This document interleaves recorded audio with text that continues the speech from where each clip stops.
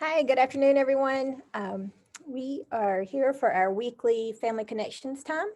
And today we are going to be visiting with our high school staff again.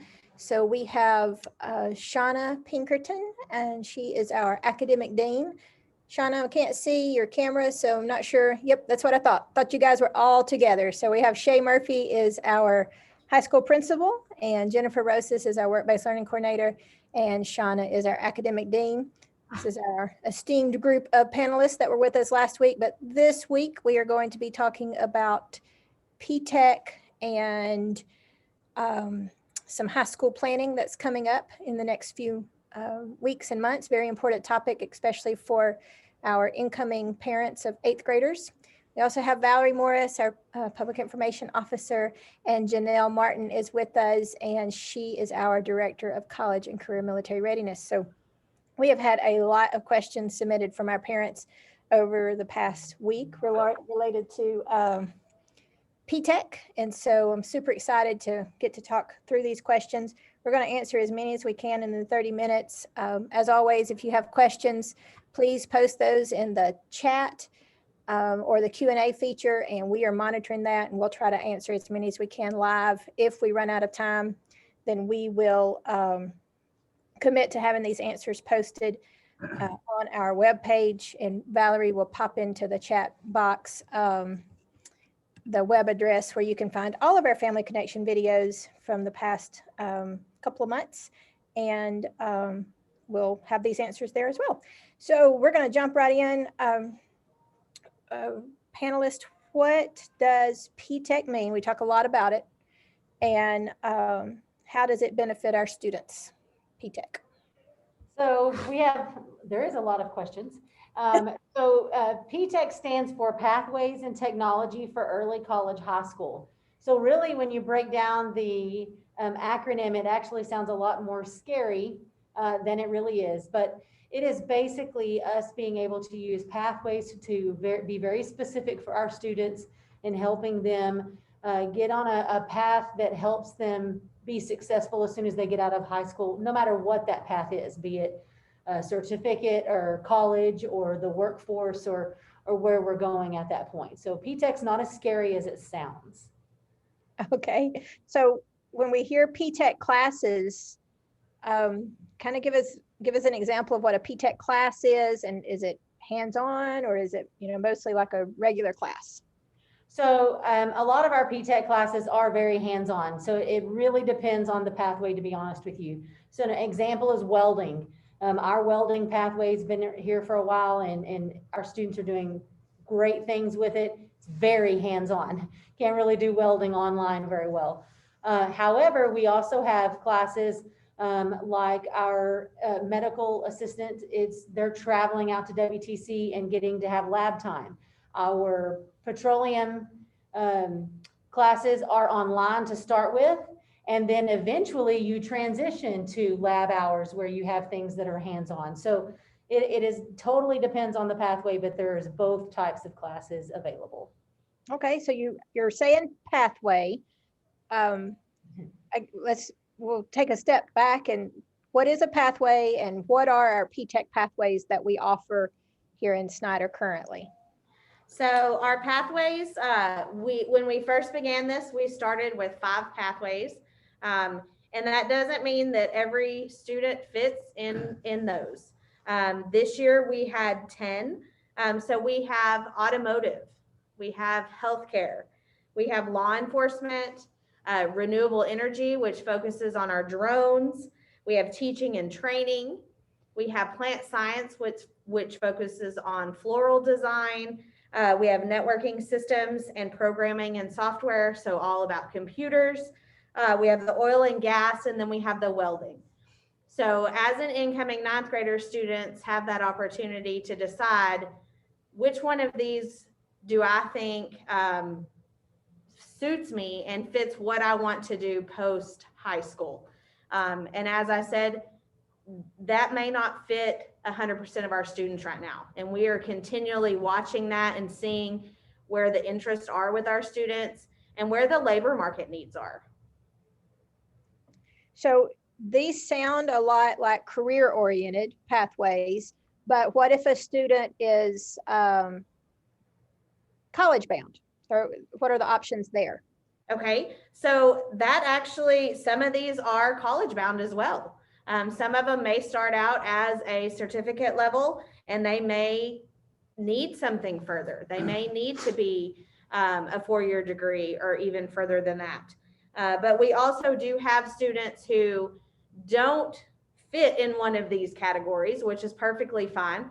But they decide that they want to do their associate degree so that they can continue on. That currently is not designated as a P-Tech pathway, but it doesn't mean that it's not an option. So basically, our high school offers programs for students that want to get ahead in their college years. They can earn their associates in several different areas.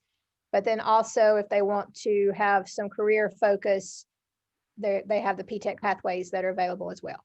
Absolutely. Correct. Our associates currently are our associates of arts and our associates of science is generally where everybody fits. And then their elective courses within those associates are where we get to kind of spread our wings and try some new courses to see what they might like to do once they go to a 4-year university. So we kind of use our electives as our directives of their interests. We also have the Associates of Arts of Teaching, which again is an Associates of Arts, but it just has that teaching emphasis to help grow our own students and hopefully add to the family of Snyder ISD.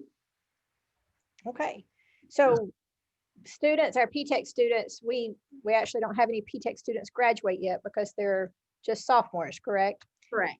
And so based off of what we know about our current P-Tech students, what do you anticipate most of those students will do after graduation? Go to the career field, go to college, mix? So I think it's about 50-50 right now. And they're sophomores in high school. This is not a guarantee that they're not going to change their minds. As nice as it would be to be able to say, I'm on this path and I'm not changing, that's not always the case. But I will say this is something that, I mean, it even is helping parents because kids try a pathway and maybe it's not what they expected. And their interest level isn't as high as they thought it was. And what a great time to be able to explore that in high school instead of spending 4 years in college and then saying, well, you know, I just really don't think this is for me and having to start all over. I know as a parent, I always wanted my child to experience in high school as, you know, career options so that by the time they got to college, maybe we wouldn't be changing majors so often because that gets really expensive. And so that's always a benefit to our parents. So what are some other benefits of our students enrolling in a P-Tech pathway or an associate's degree program? So there are a lot actually of benefits. Some programs you come out with a certification, whether that's a local certification or a state level certification that they could take straight into the workforce, whether they're going to go to college or not. Many of our students work through college, and so they can use those certifications as a leg up. Some do come out with an associate degree. Our teaching and training will have their associate in teaching so that they can continue on. While one of the big benefits, I think, with P-Tech is it's of no cost to the students. So that barrier of how can I pay for this? How can I do this? Is taken off the table. And that's a fairly large barrier here at Snyder ISD in particular, but we want our students to be prepared for whatever that next level is and have that little bit of leg up. If they carry out that certificate and I am an employer and I am looking at this student that has their AWS welding certificate or has their beginning welding from WTC, then I might give that student a little bit more of a look over a student that doesn't already have those certificates, and I'm able to train and get them out there because they know what's going on. And so we want our students to have that extra leg up for Snyder ISD. And so far, that's exactly, I think, what we're giving our students. And And what she was talking about with the student changing their mind, I just had a student in my office literally 30 minutes ago, and they're like, Miss Pinkerton, we've got to talk about this. I don't know if the oil and gas is the route that I need to go. I'm thinking about maybe doing the drones. And I'm like, well, this is a good time to discuss that as we're moving into the second semester. So that can happen. However, we do want students to try to venture their freshman and sophomore year, because once they get to their junior and senior year, that starts to become a little harder. Just like in college, or just like in life in general, the longer you go with something and then try to make a shift change, it becomes more difficult. And so we want our students to start figuring things out their sophomore year, by the end of their sophomore year, to say, hey, all right, these are the classes I need to focus on. And so that's something that Jennifer and I work really closely with our students to help guide them and help them make that educated decision. And I also think as far as the students that are working on dual credit courses or their associate's degree, I think it gives them a taste, you know, if they're for sure college bound students, I think it gives them a taste of what college classes are like. And really the more hours that you get, it's harder for you to stop going to college. So the more hours you have, or that we can help them get in high school, it's more likely that they'll go to college and actually finish college. Absolutely. So I think that's really important that we give them that foundation and the true taste of what college is like. And for, you know, our pathways and our certificate programs, I think it gives them an idea of what the work life is really going to be like for them, and what work is going to be. So I think we do a lot for our students and get them off on the right foot. And just data wise, we see that when a student earns a dual credit class, academic or, you know, career dual credit, you're right, Mr. Murphy, they have a higher tendency to go on to college. They've already experienced it. Some of that fear is taken away. So that's a huge benefit to our students. I agree. Let's see, I've got, looking down my list of questions. So I've had a parent ask that their child is struggling in school and they're afraid that, you know, focusing so much on college work in high school will hurt their ability to graduate from high school. So is that true? And how does the P-Tech program actually help struggling students? Well, we monitor students very closely. We have a pretty good track record so far of students being successful in their dual credit classes. Things can happen. I'm not going to lie about that. It can definitely happen. However, how I'm a firm believer in how you react can definitely change the course. And so all of my students that might be struggling, one, we have success coaches that are watching their grades on a weekly basis. If we need to get help from the professor, I help students understand how to send that email to that professor and asking for help. If I have to then step in to be that advocate, I can, because it's dual credit.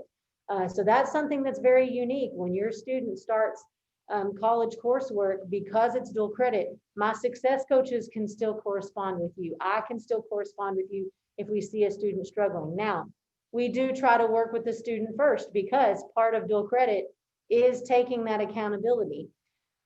I see students that get very worried about their college course, and at the end of the day, they are successful and they are very proud of it because they did the work and they got to that goal that they wanted to achieve. And so I think this whole setup with associate programs, dual credit classes, and even P-Tech helps a student understand their true potential. And when students, Jennifer and I get to see it all the time, when that light bulb goes off or they achieve something that they didn't think that they could do, even if it required a little bit of help, they are excited. We actually talked the other day about getting a bell installed in our office, kind of like Long John Silver's did. Whenever they meet their success, they get to ring the bell. I know that sounds silly, but these kids get excited here when they meet those goals. And so we get excited for them. So I think if a student is struggling, we have a lot of things in place between Ms. Rosas and myself, our success coaches. Then if you look at the P-Tech side of it, P-Tech can help them just because we're allowed to do things within that program. We're allowed more resources, and we have more resources to extend to those students with tutorials and different things that we can really help them be successful with in all of their classes, not just that specific certificate class. And so that is something that we really pay attention to here in the Cube. in the College and Career Center, to where we help our students be successful. So we had a question come in. What is a success coach? So our success coaches are part of the dual credit classes because a lot of our classes are online. And our success coaches are the time of day that they get to meet, that class period that they get to meet. That is our adult in charge, if you'll call it that, in the class. But this person, why we call them a success coach, is they have the students check in on a weekly basis, as in turning their grade into them. They make sure that they've achieved their coursework for the week. And if they have any proctored exams, they make sure that they come to the cube and get that test taken. And just overall well-being. Stressed out can happen when they do dual credit classes. And so we want to make sure that we can see that that student is being successful in all areas. That's why we call them a success coach. So it's the teacher that's in the room during their college period working on their online class. And that's a certified teacher. Okay. Correct. Yes. Okay. So kind of in coordination with this, so we talked about the benefits. A parent wanted to know that they just want their child to focus on high school classes. Is P-Tech required? No, it's not. But I will say that some of the benefits to P-Tech is if you have a student that's struggling and maybe doesn't enjoy school, P-Tech is allowing that opportunity to find their interest and get them involved in a level where, hey, maybe that English class or that math class isn't so bad because I see how it relates in my automotive class, right? And so it helps them really to stay connected and stay committed because they found that interest level and it makes them want to come to school. Yeah, I agree with that. I think P-Tech is similar to just any program that we have at the high school, whether it's band or athletics or FFA. It's something that they're coming to school for. I can admit when I was in high school, I didn't come to school for Algebra 1 or English 2. I probably came for football and FFA. So this P-Tech pathway is probably an area of their interest that they can look forward to coming to school for, that they can work hard. And then for our high achieving students, there's some opportunities there where they might have some enrichment in their classes as opposed to maybe the more traditional classes. So you mentioned like tying math and English classes to, being more relevant. We actually have P-Tech academic classes. Is that correct? Yes, we do. So those students are together in the class and they're working on their P-Tech pathway. And there may be a few pathways within a class, but it's nice for them to be able to see the relevance in the material. Yes. Whether it's being able to create a work order or measuring something, it kind of starts to click with them and they start understanding how one thing leads to another. It also helps them bond with other people in their cohort, if you will, in their specific, in the automotive program. They're probably going to be in the same English class or the same algebra class, etc. So that helps those students start to form relationships and helping each other. And we see that all the time here where they're helping each other with a homework page or something of that nature because they just get comfortable with one another. And so by being in P-Tech and being around kids that are interested in the same things you're interested in, you start to form a bond and you start to be able to help each other out and encourage one another. And that goes right back to being successful, even if you're a struggling student, which a lot of them are. So let's talk about how we've got a lot of 8th grade parents on this call. What's that registration process and how do, we've got 10 pathways that are out there plus our other CTE pathways. So what's the process that the students are going to be going through and how can parents support that as they start making decisions for their high school career? Okay, it's really probably a 5-step process. The first step is the interest inventory, and we're going to do that. Let me look at my notes. On Friday, January 29th, so at the end of this semester, they will be giving interest inventory that they'll take during their WIN period at the junior high. So they'll do that, and that information is just good information for the student, the parent, for us at the high school and our counselors when we can kind of start looking at what our our students are interested in, what directions we need to take our students. So that's the first step. The second step is on February 10th. And what that is, it's our high school talk, where several of us from the high school will go over to the junior high on Wednesday, February 10th, and we'll talk to them just about the high school, what high school is like, about earning credits, about what we offer as far as all classes, all programs, extracurriculars, P-Tech, everything they need to know about the high school. We'll go in great detail about the pathways and everything that the high school can offer for them. The third step is 2 days later on the 12th. So on Friday, February 12th, the 8th graders will actually come over to the high school and they will get to see high school life firsthand. We'll do a pathway of study showcase where our faculty and many of our students will visit with our 8th graders about what we're doing at school, what pathway they're in, what P-Tech program they're in, if they're working associates, so they can get information from the teachers, the instructors themselves. They can hear some older students, some sophomores, some juniors, people talk about what happens at the high school, how they can be successful, what welding actually is, what it looks like, or what, medical terminology, those type of things are. So I think that programs of study showcase is going to be very beneficial to our students. The fourth step in that process is after taking the high school talk and the showcase, the information they get from there, they're going to fill out a Google form, which is similar to a course selection sheet that kind of prioritizes their interests based on what we offer at the high school.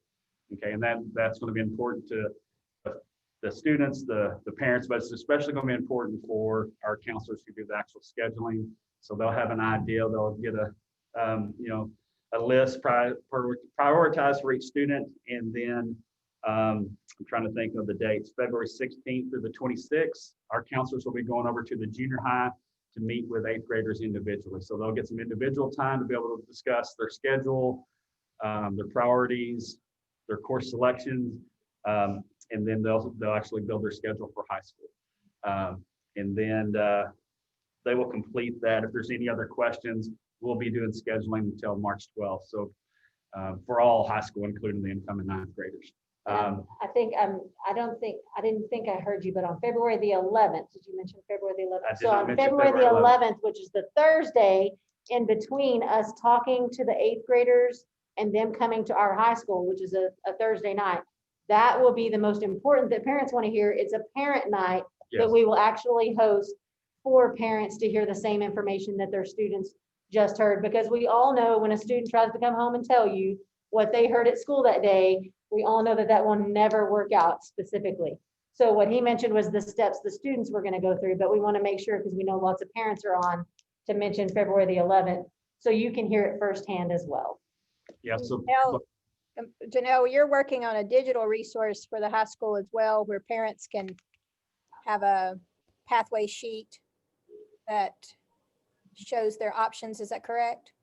Yes, we have programs of studies, which that is a terminology that we want to make sure that parents are understanding. If a student comes home and talks about their program of study or their POS, that is what that means. That is a coherent sequence of courses aligned to not only their P-Tech, but their endorsement area. So counselors will go over that information, but the digital resource hopefully will be available the end of this week, first of next week, but we'll definitely publicize it for the February timeframe that the students and parents will be meeting with the counselors.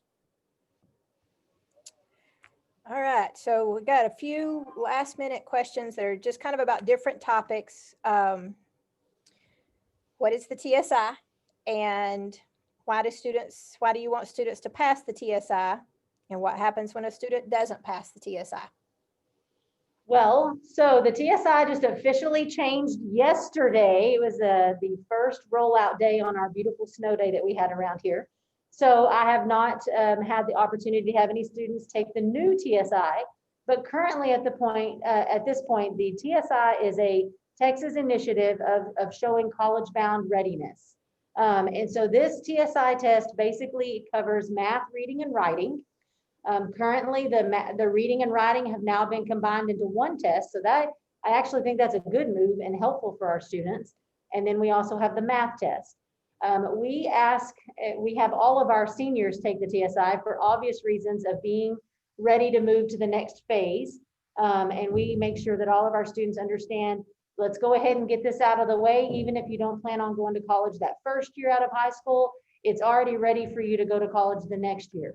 And so a lot of our seniors, they are fixing to take round one because of the new change of the test. I have some that haven't taken it yet, so they'll be taking that. Then we have other students that have taken the TSI for a variety of reasons. They attended our bridge camp in the summer. And so based on that bridge camp for P-Tech and stuff, they went ahead and took their TSI, had a lot of success with that.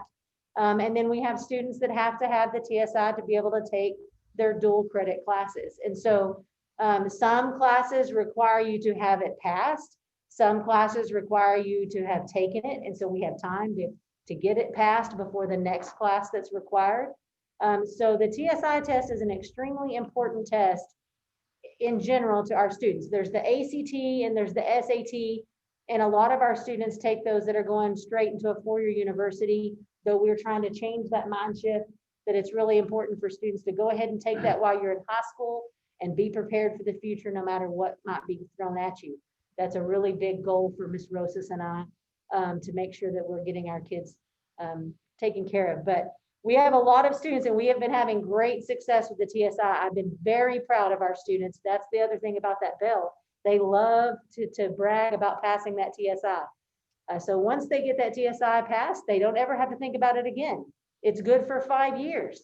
So that is why we don't bring that all the way down to the junior high, because 5 years they will graduate. So we want to be careful about that. So we know our students have been taking those dual credit classes, and once they get those dual credit classes taken in high school, they're also covered for the next phase of their life. So there's a lot of moving parts to the TSI.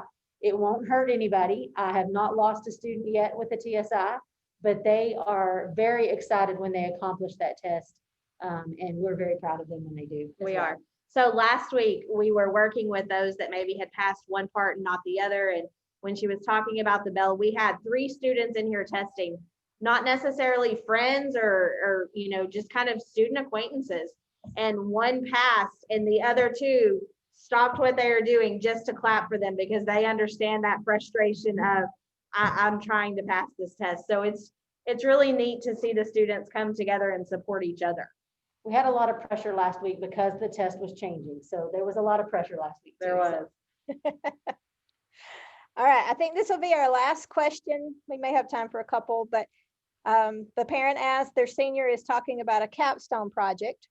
What is that and when is it due? So the capstone, we actually have it layered based on which group your student is in. If your student is a 9th grader or a 10th grader, the capstone comprises of their cover letter and their resume. And then we ask them to start thinking about something that's very interesting to them to start thinking for their junior and senior year. A junior capstone project is, again, their cover letter, their resume, which they should have completed last year. They might just need to update it. And then they also really start thinking about what are they going to do their senior year. And we have them write out what's called formal proposal notes. Those notes are just ideas of what these students might want to do their senior year for their actual project.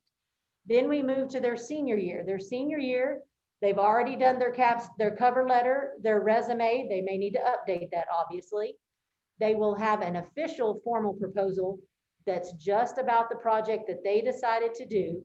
And we work with each student. I've actually been talking to some students over last week, specifically what interests them. Why would they do that project? Is a portfolio, if you will, so that I could take it to maybe my new employer and say, this is something that I'm capable of doing. We have students that has already done a couple of capstones for various reasons about how to join the military. And it was a fantastic presentation. So it can be anywhere from a physical project to a presentation about creating a project. And then my favorite is culinary, when they cook for us. That is my absolute favorite at the Capstone Showcase, which will be coming up in May. So the whole goal is for our seniors to have this project ready to showcase. And every year it just keeps getting bigger and better. I love that our seniors keep thinking outside the box and coming up with new ideas for that showcase.